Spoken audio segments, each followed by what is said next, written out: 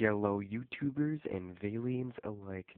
Welcome to the Nicky Vale YouTube podcast. I am your host, the future six-time pro wrestling heavyweight champion, future two-time mixed martial arts champion in two different weight divisions, the drummer for Death Sings a Melody, and now announcing. I'm starting my own solo music project that more details will be revealed shortly. All I know so far is that I am going to be the lead vocalist of that. So, the lead vocalist of Atheist's Arise.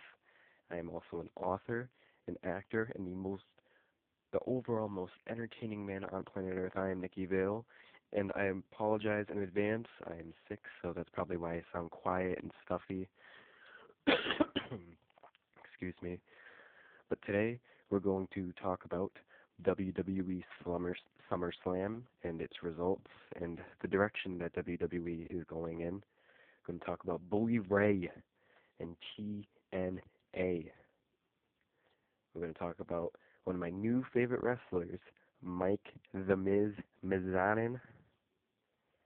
And we are going to end this podcast off with the King Mo, Quentin Rampage Jackson, and the Bjorn Rebney situation. Now, I'd also like to say that this is going to be a 3 or 4 part series on YouTube because YouTube doesn't allow you to post videos longer than 15 minutes unless you post a certain amount of videos without violating their guidelines or anything. So I apologize for that, but this is episode 2 of the Nicky Vale YouTube podcast. So let's get right into it. I'm all by myself. I don't happen to have a guest star or anything, so let's just get into it. WWE SummerSlam. I personally didn't see it because I don't have the money. I don't even have $9.99 to order the network, but screw it. Brock Lesnar is your new WWE World Heavyweight Champion. There's a lot of things going around about him, not being a good champion because he's only a part-time wrestler, and, a lot of people are concerned about that. And, personally, I think having a part-time wrestler become the World Heavyweight Champion is a good thing for WWE because that will push WWE to not have main event storylines that only circle around the world title. It'll focus them to create better rivalries, more personal rivalries that grasp people's attention. Like the Stone Cold Vince McMahon rivalry way back in the Attitude Era, that grasped your attention, and it wasn't always just about the world title. It was about the feud, the rivalry, and that's what I want to see more in WWE, not just, oh, I want the title, you have it, I'm going to take it from you. No, let's make things personal, so that's really why I wanted to see Brock Lesnar be champion. I mean, it's good for WWE to help build superstars, not just around titles, but around their storytelling. And speaking of storytelling, Paige has beaten AJ Lee for the WWE Divas Championship. Excuse me. So that marks Paige's second Divas Championship. I'm really wondering how WWE can continue to grasp people's interests in this with seeing how this rivalry's been going on so long. And I like the fact that they're trying to resurrect the Divas division again, might I add. But this Paige and AJ Lee thing, many have called it the next Trish Stratus and Lita rivalry. Now, while I feel like this could be a good rivalry, I don't see it living up to the Trish Stratus Lita rivalry. Could it? Yeah, I mean, definitely. If WWE plays the cards right, I like this whole frenemies thing they got going on, and you know, they're obviously not friends. They obviously absolutely despise each other, but pretending to be friends, you know. On Monday Night Raw, AJ was like, "You're like my biggest fan. Let me come into the ring and shake your hand," and then ran into the ring, and Paige ran away, because we all know AJ wasn't going to shake her hand. I mean, so, yeah, that's going to be pretty, we're going to have to wait and see how that plays out, because they can't keep on playing this frenemy thing forever. But Night of Champions is going to be right around the corner, so let's just wait and see what they do to really grasp buys for Night of Champions. And speaking of buys, the most must-see WWE champion in history, Mike the Miz Mizanin, was defeated by Dolph Ziggler. Now, here's what I don't like about this.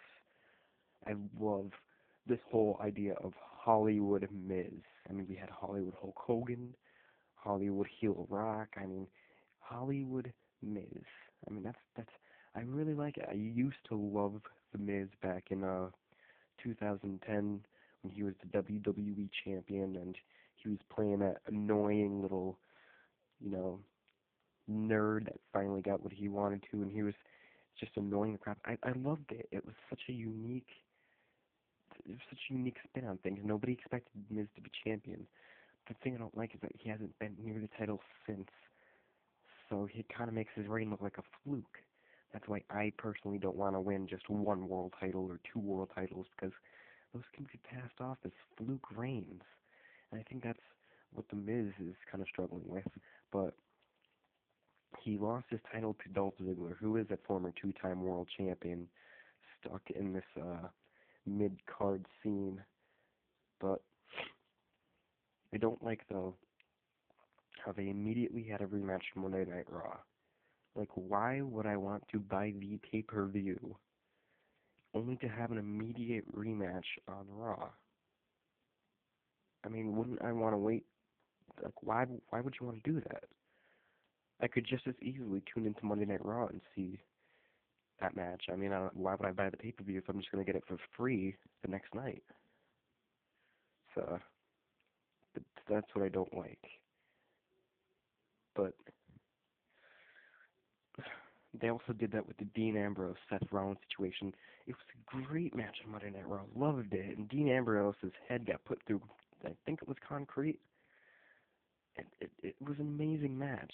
But at the same time, why would I want to watch Dean Ambrose versus Seth Rollins again? Even if it is a different match stipulation, why do I want to watch it again on Monday Night Raw?